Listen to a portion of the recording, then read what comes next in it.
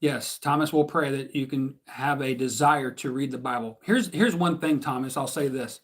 When I was a young boy, I was probably 12, 13 years old, maybe somewhere in that time frame, maybe a little bit younger. Um, I watched all of my grandfather was a pastor, my Uncle Ray, my uncle, my oldest uncle, the oldest uncle, my Uncle Ray, he just passed away.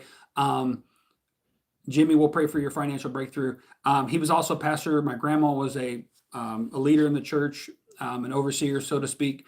Um, I watched a lot of these people that I looked up to study the Word of God. And so I kind of had that example. But, anyways, as a teenager or a young teenager or prior to a preteen, if you will, I just started reading the Bible.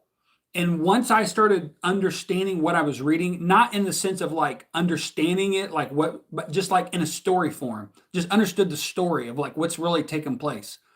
Like I started reading, like I started in like Matthew and just reading through the Gospels, and then going to Proverbs, Psalms, and then got back into Genesis and read through the creation. And then I started, because I would read it out loud, I would picture these stories in my mind, and I would see it like take place, like as I read the Bible, I would see it in my mind as it was like a film, like a movie being played out right before me. And so when I started looking at it like that, it became a book now that I could not put down.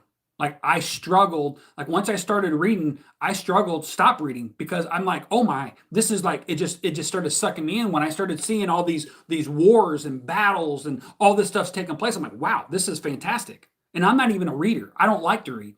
But the Bible is one of the books that I love to read. And then when I read it, it's so alive and it's so true and it fuels my soul. I can't stop reading it. It just fuels me. So anyway, so we'll pray for you, Thomas, on that